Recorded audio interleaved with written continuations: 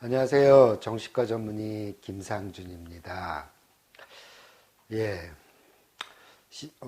세상을 절대 못 바꾸는 15분 시즌2의 8번째 강의입니다. 나는 후회하며 살 거다. 네. 제가 이제 저를 정신과 전문의 김상준입니다. 이렇게 소개를 하면서 항상 느끼는 건데, 뭐 사실 강의는 그렇게 훌륭한 강의는 아니죠. 하지만 제가 자부하는 거는 이 방송 장비만은 굉장히 좋은 걸 가지고 있습니다. 제가 뭐 카메라도 그렇고 카메라도 엄청나게 샀다가 엄청나게 팔고 자전거도 뭐 얘기해봤자 그렇고요. 이창동 감독이 만든 박하사탕이라는 영화가 있습니다. 그 첫 장면에 보면은요, 설경구가 맡은 역인 영호가 철교 위에서 나 돌아갈래 이러면서 이 영화가 시작되는 걸 볼 수 있습니다. 제가요, 이 강의라면서 왜 영화에 대한 비유를 드냐면, 제가 아는 김씨 얘기 아무리 얘기해봤자 이게 가슴에 와닿지가 않습니다. 그 사람이 누군지. 하지만 영화 얘기를 들면은 영화를 본 분들은 제가 하는 얘기를 금방 알아듣거든요. 그리고 거기에 묻혀져 있는 감정이나 이런 부분들을 알 수 있기 때문이에요. 그래서 제 강의를 들으면서 이 영화를 본 분은 이미 저랑 같은 교과서를 이미 복습하고 있는 거나 마찬가지입니다. 그래서 저는 영화에 대한 비유를 자주 들게 되는 거죠. 이 장면이 참 하여튼 인상적이었는데, 이 영호, 설경구는 광주 사태 때 투입된 군인이었죠. 거기서 오발 사고로 인해서 여학생 하나를 죽이게 됩니다. 그러면서 그의 인생이 진짜 꼬이게 되죠. 그는 야학을 다니면서 아주 건실하고 착한 청년이었지만은 광주 사태 때 그 여학생을 죽이고 나서는 인생이 완전히 180도 달라지게 됩니다. 그는 형사가 돼서 시국사범을 고문하기도 하고 아주 달고 다른 인생을 살게 되죠. 아내를 놔두고 다른 여자를 만나기도 하고 또 이런저런 아주 나쁜 짓을 하게 됩니다. 결국에는 쫄딱 망해서 친구에게 이제 돈을 맡겼다가 쫄딱 망해서 이제 빈털터리 신세가 되고 그나마 가족들한테도 버림받게 됩니다. 그리고 우연히 이제 자살을 결심하고 있었는데 우연히 예전에 첫사랑이 중환자실에 누워있는 걸 알게 되고 가서 찾아가죠. 그녀 옆에는 박하사탕이 놓여 있습니다. 이 박하사탕의 상징은 바로 영호가 순수했던 시절을 의미합니다.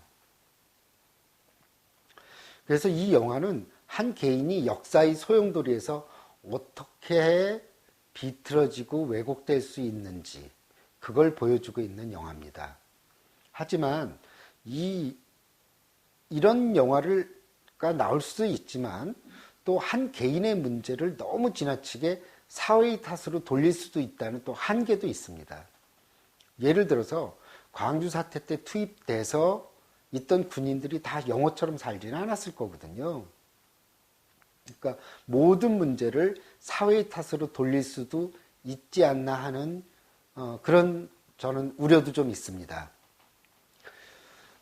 이렇게 영호는 이제 후회를 하죠. 옛날로 다시 돌아가고 싶다는 후회.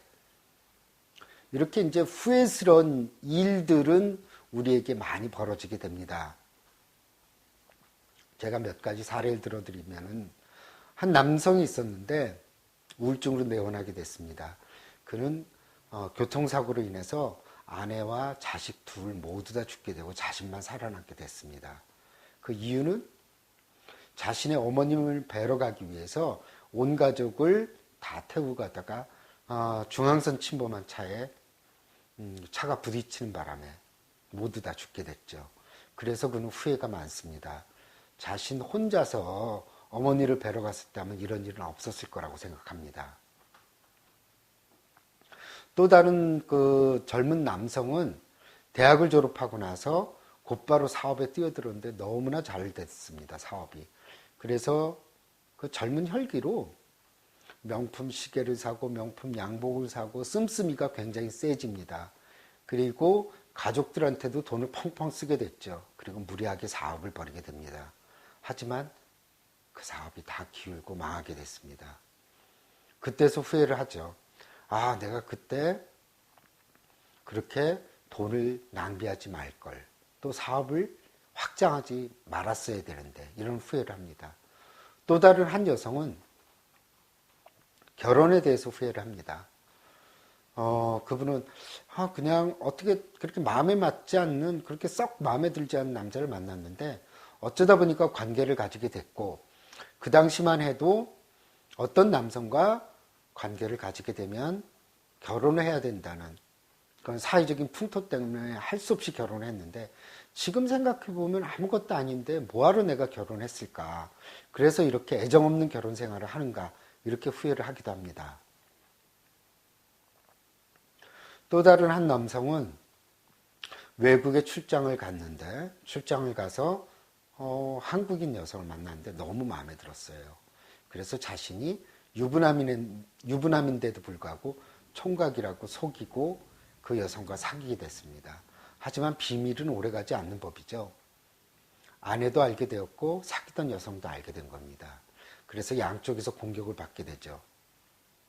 아내는 바람을 핀 것도 너무나 화가 나는데 남편이 총각 행세까지 했다는 것 때문에 분노하고 이혼하자고 하게 됩니다. 그래서 할 수 없이 그 남자는 아내의 말을 들어주게 되고 어린 아이와 함께 어머니의 집으로 들어가게 됐습니다. 그래서 또 후회를 하게 되죠. 내가 그때 그 여성이 아무리 마음에 들었어도 참았어야 되는데 하는 후회를 합니다. 이런 사례를 봐서 알 수 있듯이 우리는 큰 후회도 있고 작은 후회도 있고 여러 가지 후회를 하면서 살아가게 됩니다. 오늘 강의의 결론을 말씀드릴게요. 후회 없는 인생은 없습니다. 하지만 사람들은 이런 잘못을 저지르면서 산다는 것을 우리들은 알지 못하거나 아니면 그걸 인정하지 않으려고 합니다. 그 당시에는 그냥 미숙하고 판단력이 떨어지기 때문에, 또 한순간의 욕심 때문에 우리는 후회스러운 일들을 벌이게 되거든요. 그래서 우리 모두 지나간 일에 대해서 후회하지 않는 사람이 없습니다. 그런데 문제는 그 후회스러운 사건에 몰입돼서 현재를 살지 못하는 게 문제라는 거죠. 계속 그거를 되뇌이면서, 어떤 분 같은 경우는 시골에 있는 커다란 집을 팔았는데 알고 봤더니 팔고 나서 가격을 알아보니까 시가의 반도 안 받고 판 거예요. 그게 10년 전의 일인데 아직도 그것에 대해서 속상해하고 가격을 알아보지 않은 것에 대해서 후회하고 화가 치밀어서 견딜 수 없어 합니다. 실제로 우리는 어떤 생각을 하냐면은 어떤 선택을 하게 되고 그 선택하지 않고 남겨진 부분에 대해서는 항상 아쉬운 게 사실입니다. 그때 그 선택을 했어야 되는데, 그때 저런 선택을 했어야 되는데, 계속 선택되지 않은 것, 가지 않은 길에 대해서 후회하게 되죠. 하지만 제가 말씀드리지만 어느 인생이고 후회스럽지 않은 인생은 없다고 말씀드렸죠. 그래서 우리가 지혜롭고 그 다음에 용기 있고 그 다음에 영웅으로 떠받들여진 사람들조차도 후회스러운 삶을 살았다는 거죠. 가장 대표적인 게 구약에 나오는 다윗입니다. 다윗은 어린 나이에 그 커다란 거인 골리앗을 물리치고 이스라엘의 영웅이 됩니다. 그래서 왕이 되죠. 거기까지는 좋았습니다. 하지만 밧세바라는 여인을 사랑하게 되고 걸림돌이 된 남편을 죽이기 위해서 전쟁터로 보내서 결국은 그 남편을 죽이고 맙니다. 그래서 어때요? 여호와가 분노하게 되죠. 그래서 다윗의 아들 2명의 목숨을 여호와는 가져가 버립니다. 그래서 그는 머리카락을 쥐어뜯으면서 후회를 합니다. 또한 오이디푸스의 경우는 자기 잘못은 없다고 하더라도 우연히 길에서 마주친 노인과 시비가 붙게 되고 그 노인을 죽이고 말죠. 그리고 스핑크스의 수수께끼를 풀고 자기 어머니라는 사실을 모른 채 어머니와 결혼을 해서 아이까지 두게 됩니다. 나중에 그 사실을 알았을 때 자기 어머니를 알아보지 못한 점, 또 자기 아버지를 알아보지 못하고 죽였다는 것 때문에 자기 2눈을 찔러서 장님이 됩니다. 그러면서 후회를 하게 되죠. 또 그리스 신화에 나오는 헤라클레스 같은 경우는 그 12가지 과제를 다 수행할 만큼 용맹스럽고 용기 있고 그런 사람임에도 불구하고 실수를 하죠. 술 마신 상태에서 그 만취 상태에서 제정신을 잃어버립니다.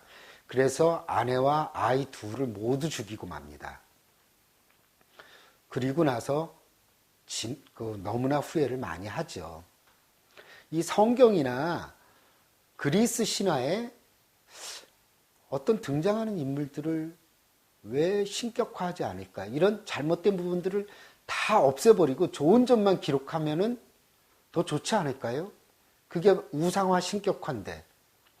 근데 굳이 그리스 신화나 구약은 위대한 인물들에 대한 잘못된 점들도 아주 또박또박 적어놓고 있습니다. 그거는 인간이란 심지어 신조차도 완벽하지 않다는 걸 우리한테 알려주고 싶기 때문입니다. 그래서 우리 인간들 모두 다 후회하면서 살고 실수하면서 살고 있다는 것을 알아야 된다는 것을 알려주고 있죠. 그래서 저는 그리스 신화나 구약을 굉장히 좋아하는 이유가 굉장히 인간적이에요. 거기 나오는 어떤 위대한 인물들도 다 완벽하지 않습니다. 실수하고 잘못을 범하고 탐욕스러운 일을 벌이다가 벌을 받기도 합니다. 그리스 신화를 보면은 더 재밌죠? 신들이라고 하는데 사람보다 더 못한 것 같아요.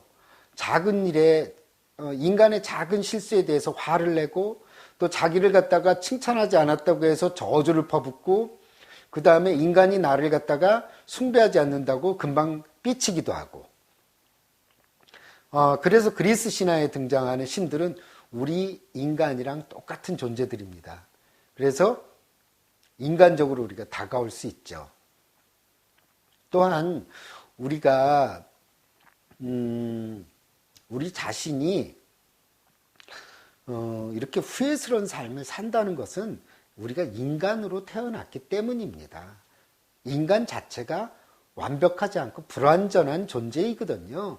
그냥 우리는 죽을 때까지 조금씩 더 성숙해질 뿐이지 죽기 직전까지 완벽해지지는 않는다는 거죠. 완벽해질 수 있는 분들은 진짜 도가 통한 분들, 훌륭한 성직자들이나 고승 이런 분들은 해당될 수 있을 겁니다.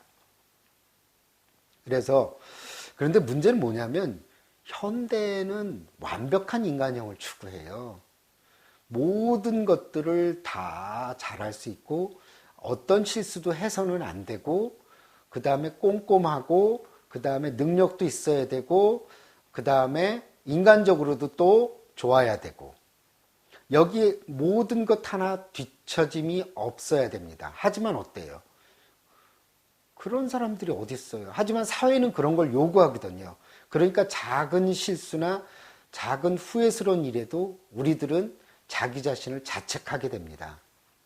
사실 우리가 알고 있는 유명한 사람들도 그렇게 완벽한 인간은 아니에요. 존 F 케네디도 여자 문제로 인해서 굉장히 많이 그 구설수에 오르곤 했습니다.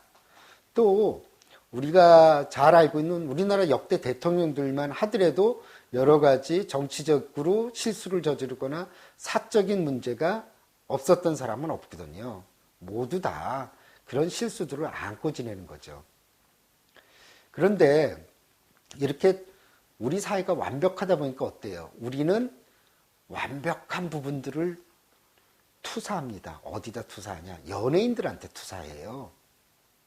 연예인들은 어떻게 보면 현대의 신들입니다. 우리가 되고 싶고 갖고 싶고 하고 싶은 것들을 가지고 있는 대상들. 그러니까 완벽해야 돼요. 그래서 어때요? 조금만 실수가 있거나 이러면은 우리 일반인들은 그냥 등을 돌려버립니다. 그리고 가차 없이 조금 전까지 정말 대단했고 대단하게 생각하고 찬미하고 그 사람이 거의 신적인 존재라고 생각했는데 맹렬하게 비난을 하게 되죠. 그런데 어떤 연예인이 그러더라고요. 나에 대해서 악성 댓글을 달고 이런 부분들에 대해서 자기는 도저히 참을 수가 없고 그렇다 그러는데 그냥 연예인들은 일반인들의 투사의 대상이에요. 그래서 그걸 피할 수는 없어요. 그러니까 좋은 이미지만 투사받기를 바라지만 나쁜 부분들, 인간이 나 자신에게 보고 싶지 않은 부분, 버리고 싶은 부분도 연예인들에게 투사한다는 것을 인정해야 됩니다. 그건 어쩔 수가 없어요. 인간의 특성이 그렇기 때문에. 그래서 내가 연예인이란 길을 걷게 된다면 좋은 투사나 나쁜 투사를 다 받을 각오를 해야 됩니다. 그래서 저는 이런 생각이 들어요. 우리 과거의 후회스러운 일들은 다 그만한 이유가 있었습니다. 그 당시에는. 그리고 그만한 또 사연이 있었고 나름대로 그때는 그게 잘했다고 생각했기 때문에 그런 실수들을 저지르는 거거든요. 그래서 어때요? 우리가 후회스러운 일들에 매달리지 말자는 거예요. 그것은 너무 지나치게 자신에게 완벽함을 추구하게 되고 그래서 우리가 어때요? 제가 항상 강조하듯이 현재를 살지 못하게 합니다. 그 과거의 후회스러운 일들 때문에 현재가 망가져서는 안 되죠. 그건 다 지나가 버린 일이거든요. 그건 어떻게 돌릴 수가 없어요. 그걸 빨리 받아들이세요. 또 받아들이려고 합니다. 그래서 아무리 노력해도 후회스러운 일들을 지워질 수는 없고 이미 벌어진 일이고 엎질러진 물입니다. 그냥 우리들은 완벽하지 않은 인간이에요. 그건 지나간 버린 일들은 그냥 흘려보내야 되고 자기 자신에 대해서 관대해질 필요가 있습니다. 그러면서 그 후회스러운 일들에 대해서 몰입하지 말자는 거죠. 그러다 보면은 현재 후회스러운 일들이 일어나지 않습니다. 우리가 이렇게 돼요. 현재 내가 과거에 주식 투자를 해서 실패를 해가지고 그것 때문에 하루 종일 아무것도 안 하고 직장도 가지지 않고 막 그랬는데 5년 후에는 어떻게 생각할지 아세요? 내가 5년 전에 그때 주식 투자해서 실패했다고 뭐 하러 그렇게 그랬나. 그냥 빨리 털어버리고 좋은 직장 찾아서 그때부터 돈 모았으면 지금 좀 부자 됐을 텐데. 이렇게 또 후회하게 될 겁니다. 그러니까 어때요? 후회에 집착하면 미래의 후회를 또 낳게 된다는 겁니다. 그래서 여러분, 후회 없는 인생은 없고 지금만 바라보고 사시기 바랍니다. 오늘 주제는 이것으로 마치겠습니다. 감사합니다.